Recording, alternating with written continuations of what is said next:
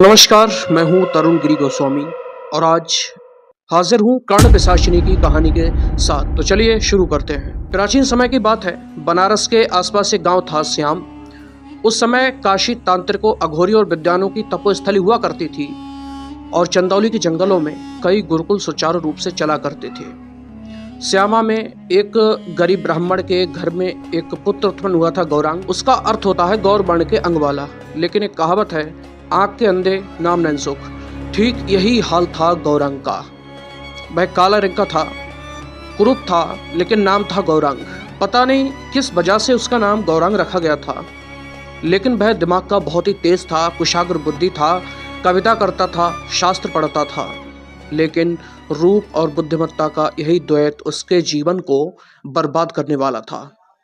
गौरांग जब 5-6 वर्षों का हुआ तो गांव के पाठशाला में पढ़ने जाने लगा, जहां से उसके जीवन में भद्दी टिप्पणियां और खतरनाक उपहास का प्रवेश शुरू हुआ।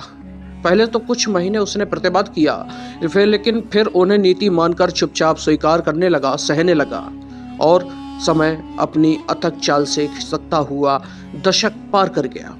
एक दशक के बाद गौरांग जब युवावस्था में पहुंचा तो उसके मन में भी युवावस्था की भावनाएं प्रकट होने लगी। वह भी अपने मित्रों की तरह किसी सुंदरी के प्रेम में पड़ना चाहता था। ऊपर से थी उसकी गरीबी, ऐसे में भला कोई लड़की उसे भाव क्यों देती। समय और आगे बढ़ा। गौरांग को अपने गांव के बगल के गांव की एक लड़की पसंद आती है। बड़ी खूबसूरत लड़की थी। अनेक लड़के उसके पीछे मंडराया करते थे। गौरांग भी उन्हीं में से एक था। गौरांग पढ़ने में तो तेज था और इसीलिए अपने शिक्षकों का बहुत प्यारा था, और इसी प्यार ने उसके अंदर एक आत्मविश्वास को जन्म दिया। यदि वह आत्मविश्वास उस समय नहीं मरता तो शायद गौरांग की कहानी कुछ और होती। लेकिन ईश्वर को कुछ और ही मंजूर था। आत्मविश्वास से भरा हुआ गौरांग उस सुंदर लड़की को अपने प्रेम के बारे में बता देता है, लेकिन लड़की के पास अनेक धनाढ्य और सुंदरियों के आग्रह थे। ऐसे में भला वह एक कुरूप को, गरीब को क्यों पसंद करता या क्यों पसंद करती। उसने गौरांग का दिल तोड़ दिया। मना करती तो कुछ और बात थी, उसने भद्दे टिप्पणियों के साथ उसका मजाक उड़ाते हुए उसको मना कर दिया। उसने कहा, यदि तुम अपने शक्ल को शीशे में देख लो तो तुम ही डर जाओ। तुम ऐसा मुंह लेकर मेरे पास क्यों आ गए। गौरांग का दिमाग सुन्न हो चुका था। वह अब किसी को मुंह दिखाने से हिचकने लगा। उसके मन को जो चोट लगी थी उसने उसे अवसाद की स्थिति में डाल दिया। जब भी हम किसी का मजाक उड़ाते हैं तो हम ये नहीं सोचते कि उसके मन पर क्या गुजरेगी। कोई मोटा होता है, कोई काला होता है, कोई पतला होता है, कोई भद्दा होता है, कोई हमारे अरमानों पर खरा नहीं उतरता है तो हम उसके साथ पता नहीं कितने क्रूर हो जाते हैं, ये हमें खुद पता नहीं चलता है। वह लड़की शायद मजाक समझे, लेकिन उसने गौरांग की जिंदगी को तबाह कर दिया था। गौरांग अपने दोस्तों के साथ उठने बैठने से कतराने लगा। उसके माता पिता ने उससे बात करने की कोशिश की, समझाया, लेकिन गौरांग किसी भी तरह अपने समाज में घुलने मिलने को तैयार नहीं था। तब हार थककर उसकी गरीब पिता ने उससे काशी जाने का आग्रह किया।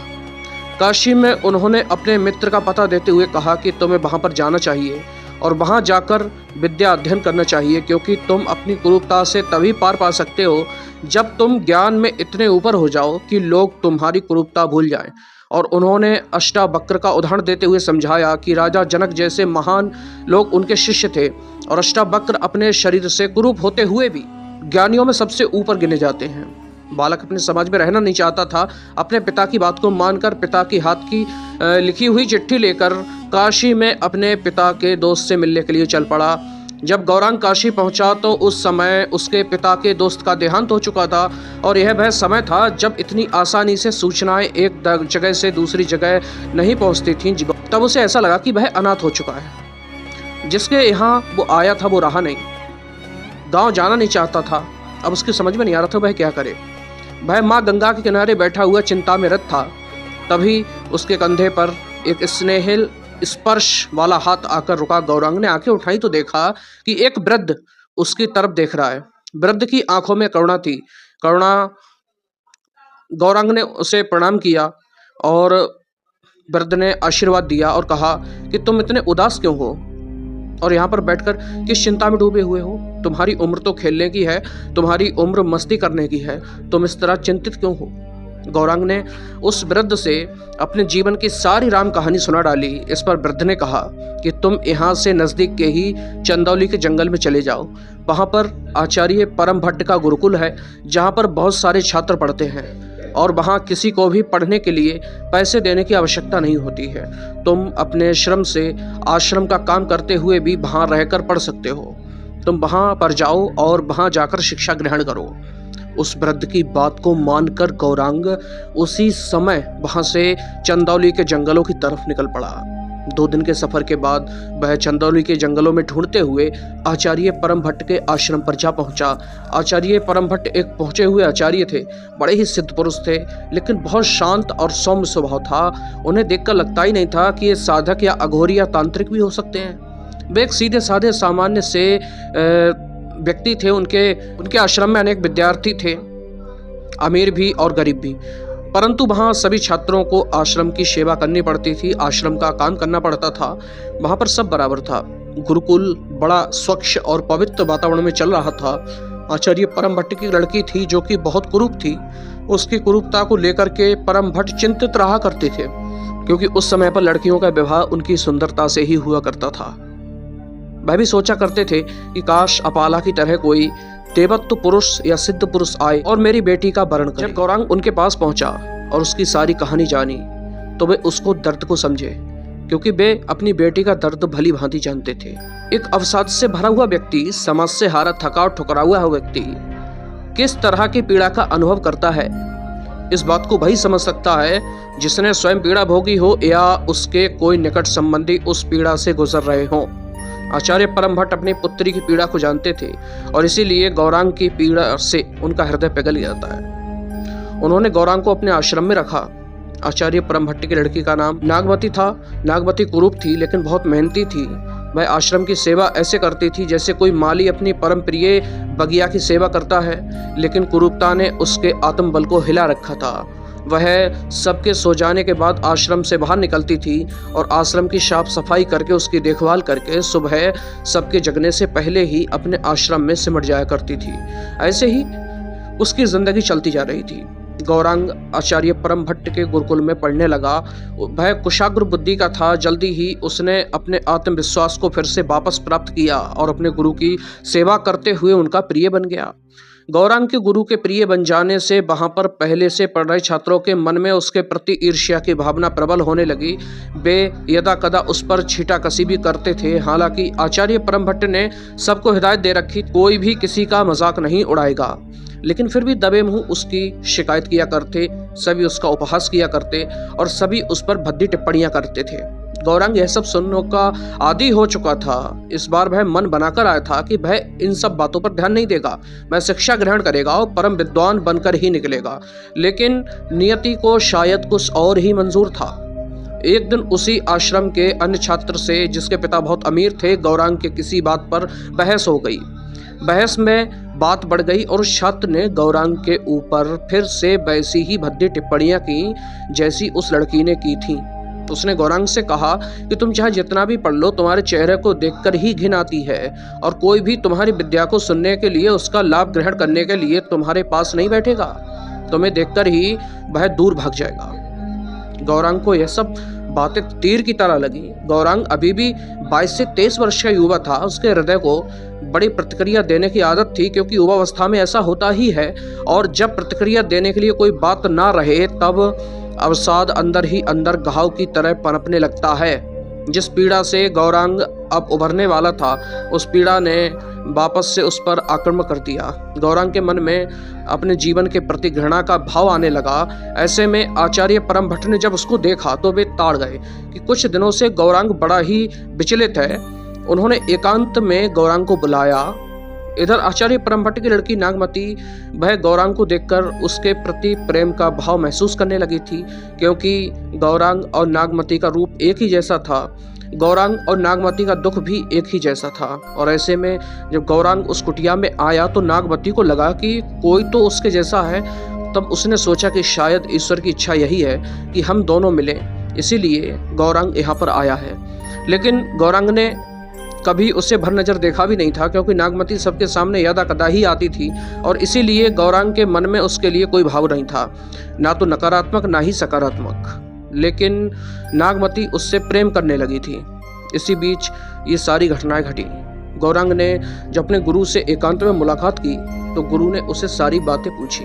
गौरांग ने भी सारी बात बताई। जब गुरु ने उसे समझाने का प्रयत्न किया तो गौरांग ने कहा कि मैं अब जीना ही नहीं चाहता। गुरु ने बहुत समझाया, लेकिन जब उन्हें लगा कि यह अब कोई उपाय नहीं बचा है, यह लड़का एक ना एक दिन अपना प्राणांत कर ही लेगा, तो उन्होंने गौरांग से कहा कि तुम यदि अपने स्वरूप के चलते ही इस रूप को खत्म कर देना चाहते हो तो तुम तांत्रिक साधना के द्वारा अपनी देह की कायाकल्प भी कर सकते हो। तुम्हें कर्ण पिशाचिनी की साधना करनी चाहिए और उससे जो चाहो वो प्राप्त कर सकते हो, जैसा रूप जैसा वैभव। परंतु ध्यान रहे, यह एक तांत्रिक साधना है, इसमें बहुत सारी दुर्घटनाएं भी हो जाती हैं। यदि इन्हें सच्चे मन से और सही तरीके से उपयोग ना किया जाए, पूर्ण ना किया जाए, तो तुम्हारा जीवन बर्बाद भी हो सकता है। गौरांग किसी भी तरह इस रूप से बाहर आना चाहता था। उसने कहा कि गुरुदेव, मैं पूरी निष्ठा के साथ साधना करूंगा, आप मुझे साधना की विधि बताइए। इस पर गुरुदेव ने उसे 11 दिनों की कर्ण पिशाचिनी साधना की विधि बताई और कहा कि तुम्हें अपने शरीर के मलमूत्र से लिपटे हुए ही साधना करना है और मलमूत्र को ही खाना और पीना है और 11 दिनों तक उठना ही नहीं है। यदि तुम्हें मलमूत्र त्याग करना पड़े तो वहीं करना है, लेकिन आसन से उठना मत। आसन से उठोगे तो वह सिद्ध नहीं होगी।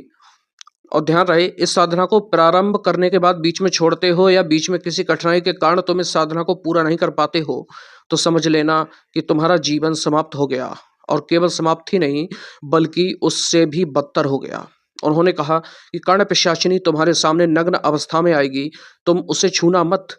वह तुम्हारे साथ संभोग करना चाहेगी, पर तुम संभोग मत करना, तुम उसका विरोध करना और अपनी साधना में लगे रहना। जब 11 दिनों की साधना पूरी हो जाएगी तब वह पूरी तरह तुम्हारे वश में होगी, और यदि तुमने बीच में साधना रोकी तो तुम उसके वश में हो जाओगे, फिर तुम्हारा जीवन समाप्त ही हो जाएगा। गौरांग ने गुरु की चेतावनी ध्यान से सुनी, लेकिन उसे डर नहीं लगा। क्योंकि उसे लग रहा था कि यदि जीवन यही है तो इससे बदतर है मर जाना। इससे बुरा और क्या हो सकता है कि जो मेरे जीवन के साथ अभी हो रहा है। उसने गुरुदेव से मंत्र दीक्षा ली और आज्ञा लेकर कर्ण पिशाचिनी साधना करने के लिए जंगल की अंदरूनी भाग में चला गया। जंगल में अंदर चलते चलते वह गुरुकुल से बहुत दूर निकल आया था। आसपास कहीं भी आबादी के चिन्ह नजर नहीं आ रहे थे। एक प्यारी सी नदी बह रही थी। नदी के किनारे एक टूटी फूटी झोपड़ी थी, जिसे झोपड़ी का खंडर भी कहा जा सकता है कि हो सकता है किसी समय वहां किसी साधक ने रहकर तपस्या की हो। गौरांग को लगा कि यह उपयुक्त स्थान है जहां पर कर्ण पिशाचिनी की साधना करनी चाहिए। यहाँ पर उसकी साधना में खलल डालने के लिए कोई भी नहीं था। गौरांग ने उचित समय देखकर 11 दिनों की कर्ण पिशाचिनी साधना प्रारंभ की। वह एक जगह पर मंत्र सिद्ध करने के आसन बनाता है और वहीं पर बैठकर कर्ण पिशाचिनी की साधना आरंभ कर देता है। दिन एक एक कर व्यतीत होने लगे। 5वें दिन उसके आसपास कोलाहल हुआ। उसे लगा कि बहुत सारे हिंसक जंतु उसका शिकार करना चाहते हैं, लेकिन गुरु की बातें उसके दिमाग में थीं। उसने आंखें नहीं खोली, वह साधना से उठा भी नहीं। 6ठे दिन उसके सामने बहुत सारी बाधाएं आईं। कुछ प्रेत उसके सामने आकर नाचने लगे। उसे लगा कि उसकी जान अब गई तब गई। उसने आंख भी खोली, लेकिन फिर भी वह अपनी साधना से उठा नहीं। वह अपनी साधना में अनवरत लगा रहा। 7वें और 8वें दिन भी बहुत सारी पैशाचिक शक्तियां उसके करीब आईं, पथभ्रष्ट करने की कोशिश की, लेकिन ना कर सकी। वह अपनी साधना में लगा ही रहा। और फिर 9वां दिन आया जब उसकी परीक्षा सबसे कठिन होने वाली थी। 9वें दिन स्वयं कर्ण पिशाचिनी वहां आती है। उसके आते ही हवा बदल जाती है, एक कामोत्तेजक गंध भर जाती है और संगीत की स्वर लहरियां खुल जाती हैं। चारों तरफ ऐसा माहौल हो जाता है मानो कामदेव ने वहां पर स्वयं ही अपने बाणों की वर्षा कर दी हो। और फिर कर्ण पिशाचिनी ने अपने मादक स्वर में गौरांश के कान में कुछ बातें कही। गौरांश के कान में जैसे कुछ फुसफुसाहट पड़ी, वैसे उसकी आंखें खुल गईं और आंखें खोलते ही जो उसने सामने का दृश्य देखा वह भौचक्का रह गया। सामने कर्ण पिशाचिनी पूर्णतः नग्न अवस्था में उसके सामने खड़ी थी और उसकी सुंदरता इतनी अधिक थी कि गौरांश उसकी कल्पना भी नहीं कर सकता था। कहाँ तो गौरांग के सामने कोई कुरूप लड़की भी खड़ी नहीं होती थी और कहाँ यह अद्वितीय सुंदरी न केवल उसके सामने खड़ी हुई बल्कि पूर्णतया नग्न खड़ी हुई, मुस्कुरा रही है और उसे आमंत्रण दे रही है। कुछ पल को गौरांश उसकी आंखों में देखता रहा। उसे अपने गुरु की कही चेतावनी याद आती रही, लेकिन फिर धीरे धीरे उसकी अवचेतन में दबी हुई उसकी काम वासना उसके मन पर हावी होने लगी। आज तक गौरांश को केवल ताने और टिप्पणियां ही मिली थीं, उसका उपहास उड़ाया गया था। किसी ने भी इस तरह से प्रेम से उसे अपने पास नहीं बुलाया था। गौरांग को भय से पराजित नहीं किया जा सकता था, क्योंकि उसके जीवन का मोह ही समाप्त हो चुका था। यदि किसी के जीवन का मोह समाप्त हो जाए तो उसे मौत से डराकर नहीं रखा जा सकता, न ही पक्ष में किया जा सकता है। लेकिन यदि कोई प्यार का भूखा है और उसके सामने एक झूठा प्रेम भी प्रस्तुत किया जाए, तब वह आसानी से पिघल जाता है। गौरांग के साथ भी यही हुआ। वह उस कर्ण पिशाचिनी के रूप पर, उसकी आवाहन पर, उसके मादकता पर मोहित हो गया। उसे अपने गुरु की बातें याद नहीं रहीं और कुछ समय बाद ही अपने आसन से उठ गया और सिद्ध आसन को छोड़कर उसकी तरफ बढ़ चला। जैसे ही गौरांग ने अपने आसन से पैर उठाए और उस आसन की रेखा से बाहर रखे, वैसे ही वह कर्ण पिशाचिनी अट्ठाहस कर उठी। उसके दांत लंबे होते गए, उसका चेहरा विकृत होता गया और डरावना होता गया, और वह इस तरह से हंसने लगी जैसे सारा जंगल उसकी खनक को खनखना रहा है। गौरांग डर गया, लेकिन फिर भी वह हुआ जिसकी उसने कल्पना तक न की थी। कर्ण पिशाचिनी अचानक उसके शरीर पर सवार होकर उसके साथ संभोग करने लगी और उसके शरीर में प्रविष्ट कर गई। कहाँ तो गौरांग ने ही कर्ण पिशाचिनी को वश में करने चला था, और कहाँ साधना के भ्रष्ट होने से वह खुद ही कर्ण पिशाचिनी के गिरफ्त में आ चुका था। गौरांग जहाँ पर कर्ण पिशाचिनी की साधना कर रहा था, वहाँ से कुछ ही मील की दूरी पर 7 तांत्रिकों की कुटिया थी। वे पहुंचे हुए तांत्रिक थे और उन्होंने अपनी इंद्रियों को अपने वश में कर रखा था। वे बार बार कर्ण पिशाचिनी की साधना करके उसे सिद्ध करते और अपने काम के निकल जाने के बाद उसे मुक्त कर देते थे। कर्ण पिशाचिनी एक नकारात्मक शक्ति है।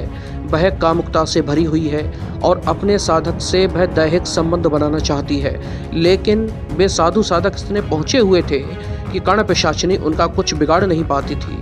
तब उसे तलाश थी एक ऐसे ही अपूर्ण और अधूरे साधक की, जिसे वश में करके वह उन 7 का खून कर सके। कर्ण पिशाचिनी गौरांग के शरीर में व्यवस्थ हो गई, प्रविष्ट कर गई, और अचानक गौरांग का शरीर परिवर्तित होने लगा। वह एक नर पिशाच में तब्दील हो गया। नर पिशाच में तब्दील होते ही गौरांग का अपने शरीर और अपने मन पर कोई वश नहीं रहता है। वह वही सोचने लगा, वही करने लगा जो कर्ण पिशाचिनी चाहती थी।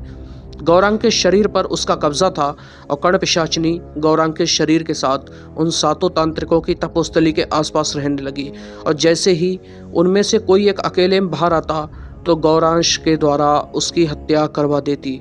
चूंकि वे तांत्रिक थे, तंत्र विद्या में उनकी पहुंच थी, लेकिन गौरांश एक युवक था, उसके साथ लड़कर भी जीत नहीं सकते थे, और ऊपर से उसके नाखून, उसके दांत, ये सब इतने बढ़ चुके थे कि वे हथियार की तरह प्रयोग में आते थे। एक एक करके 1 महीने के अंदर ही कर्ण पिशाचिनी ने गौरांग से 7 हत्याएं करवा डाली और फिर पूर्णिमा के दिन उसके शरीर को छोड़कर चली गई। ऐसा हर महीने होने लगा। वह गौरांग के शरीर में आती, 1 महीने रहती और पूर्णिमा के दिन उसके शरीर को छोड़कर चली जाती। जब पूर्णिमा के दिन गौरांग के शरीर को छोड़कर जाती, तब गौरांग को अपने आप पर घृणा होने लगती। वह सोचने लगता कि मैं क्या था और क्या हो चुका हूँ। मैं एक खूनी और एक हत्यारा हूँ। उसे इससे बचने का कोई उपाय नहीं सूझ रहा था। तब वह अपने गुरु की कुटिया में जाने का विचार करता है। एक पूर्णमासी को, जिस दिन उसके ऊपर कर्ण पिशाचिनी का साया नहीं रहता है, वह गुरु की कुटिया में गया और गुरुदेव से सारी बात बता डाली। गुरु यह सुनकर बड़े चिंतित हो चुके थे कि गौरांग, मैंने तुम्हें सावधान किया था, तुम्हें उसी समय ध्यान देना चाहिए था। अब कर्ण पिशाचिनी इतनी बड़ी शक्ति है कि मैं भी कुछ नहीं कर सकता। मैं क्या करूं? मैं इसके आगे असहाय हूँ। ये सारी बातें आचार्य परम भट्ट की पुत्री नागमती सुन रही थी। गौरांग के जाने के बाद से नागमती उसके वियोग में बड़ी चिंतित रहने लगी थी। उसका खाना पीना प्रायः बहुत कम हो गया था। उसका शरीर सूख कर कृशकाय हो गया था। गुरु को उसके स्वास्थ्य की चिंता होने लगी। जब उन्होंने पूछा तो नागमती ने अपने प्रेम के बारे में बताया और कहा कि वह गौरांग को प्रेम करने लगी है। जब गौरांग अपने दुख के साथ गुरु की कुटिया में वापस पहुंचा और गुरु ने अपनी असमर्थता जताई, तब उनकी बेटी ने अपने प्यार को जाहिर किया आकर। प्रेम जीवन में एक बार होता है। पिताजी, आप मुझे आज्ञा दीजिए, मैं कोई ना कोई रास्ता निकाल ही लूँगी। गुरु भी क्या करते, अपनी बेटी के प्यार को वो समझ रहे थे और एक बार प्यार हो जाने के बाद वह लड़की उस लड़की की ही हो जाती है। वे जानते थे मैं अनुमति अगर ना भी दूं तो लड़की फिर भी कुछ ना कुछ करेगी। तो ऐसे में उन्होंने अनुमति प्रदान कर दी। नागमती अपनी सारी विद्याओं के साथ माता के मंदिर में चली गई। नागमती जानती थी कि केवल माँ दुर्गा ही कर्ण पिशाचिनी से उसकी प्रेमी को मुक्त करा सकती हैं। उसने माँ दुर्गा की साधना प्रारंभ की। इधर पूर्णमासी बीतने के बाद जैसे ही कर्ण पिशाचिनी फिर से गौरांग के शरीर में आई, वैसे ही गौरांग का द्वारा की गई सभी बातें उसे पता चल गईं। वह समझ गई कि नागमती को अगर नहीं रोका गया तो वह गौरांग को उससे छीन लेगी। फिर उसे एक अधूरे तांत्रिक के लिए दर दर भटकना पड़ेगा। यह सोचकर सबसे पहले उसने गौरांग के शरीर में रहते हुए ही नागमती को मारने का विचार किया। वह गौरांग के शरीर में बैठी बैठी नागमती के पास पहुंची। नागमती उस समय माता के मंदिर में बैठी हुई अपनी साधना में व्यस्त थी। उसकी आंखें बंद थीं और मंत्र का जप लगातार चलता जा रहा था। इसी बीच कर्ण पिशाचिनी की प्रेरणा से क्रोध में दहकता हुआ नर पिशाच बना हुआ गौरांग वहां पहुंचा। उसने नागमती पर प्रहार करना चाहा कि तभी वहां पर उसके गुरुदेव परम भट्ट आए। आचार्य परम भट्ट जानते थे कि कर्ण पिशाचिनी आसानी से नागमती को सफल नहीं होने देगी, इसलिए अपनी बेटी की सुरक्षा के लिए वे स्वयं वहां पर उपस्थित थे। आचार्य परम भट्ट उस नर पिशाच का मुकाबला तो कर नहीं सकते थे, लेकिन उसे रोकने का प्रयास करने लगे। इधर आचार्य परम भट्ट नर पिशाच बने हुए गौरांग से लड़ने में व्यस्त थे। उधर नागमती अपनी साधना में तीव्र से तीव्र होती जा रही थी। धीरे धीरे उसकी साधना अपने अंतिम अवस्था में पहुंचने लगी और उसी समय उस नर पिशाच बने हुए गौरांग ने गुरु को धक्का दिया। आचार्य परम भट्ट बुरी तरह से घायल हो चुके थे। उस एक धक्के ने उन्हें मंदिर के प्रांगण में फेंक दिया। उनके शरीर में उठने की शक्ति न हुई और इसी समय नागमती की साधना पूर्ण हो गई। कर्ण पिशाचिनी ने देखा किसी भी तरह से यह नर पिशाच नागमती की हत्या नहीं कर सकता, क्योंकि उसकी साधना पूरी हो चुकी है। तो वह तुरंत ही गौरांग के शरीर से बाहर आई और अपनी पूरी शक्ति के साथ नागमती पर झपट पड़ी। नागमती की साधना भी अब पूरी हो चुकी थी। अब नागमती की रक्षा माँ कर रही थी और माँ के सामने कर्ण पिशाचिनी का क्या वजूद। जैसे ही कर्ण पिशाचिनी ने नागमती पर छलांग लगाई, वैसे ही माँ की मूर्ति से शक्ति प्रकट हुई और वह कर्ण पिशाचिनी के शरीर से जा टकराई। देखते ही देखते माँ की उस शक्ति से कर्ण पिशाचिनी जलकर समाप्त हो गई। प्रेम ने अंततः अपनी विजय प्राप्त कर ली। दोनों ही नागमती और गौरांग गुरु परम भट्ट के पास पहुंचे। परम भट्ट बहुत घायल थे, लेकिन उनके मन में संतोष था कि उनका शिष्य अपनी चिंता से बाहर आ चुका है और उनकी पुत्री को भी उसका प्रेम मिल चुका है। गौरांग ने ध्यान से देखा नागमती की तरफ। कुरूप तो वह थी, लेकिन उसके चेहरे पर तपस्या का तेज विद्यमान था और मन में प्रेम की सुंदरता झलक रही थी। गौरांग को अपने जीवन का सच्चा प्रेम मिल चुका था और गौरांग भी समझ गया था कि कुरूप होना जीवन से भागने के लिए बहुत नहीं है। कुरूप होना ना होना ये ईश्वर की देन है। उसके भी मन में प्रेम का प्रभाव प्रस्फुटित हुआ और वह नागमती को प्रेम से देखने लगा। धीरे धीरे आचार्य परम भट्ट की कुटिया में सब चले आए। आचार्य परम भट्ट का इलाज हुआ। कुछ समय बाद वे ठीक भी हो गए। उनके स्वस्थ होते ही उसी आश्रम में नागमती और गौरांग का विवाह संपन्न हुआ। गौरांग नागमती को लेकर अपने घर आया। उसके माता पिता बहुत वृद्ध हो चुके थे। जब उन्होंने अपने पुत्र को देखा तो वे बेहल हो गए और कुछ समय बाद गौरांग अपने माता पिता को लेकर अपनी पत्नी के साथ उसी आश्रम में वापस लौट गया, क्योंकि गुरुदेव भी वृद्ध हो चुके थे और अब गुरुकुल की जिम्मेदारी गौरांग पर थी। तो दोस्तों, 8वीं शताब्दी की कहानी थी यह। और कैसी लगी आपको ये कहानी कमेंट बॉक्स में ज़रूर बताइएगा और हमारे चैनल को सब्सक्राइब करना मत भूलिएगा। मिलते हैं कल अगली कहानी के साथ। तब तक के लिए नमस्कार।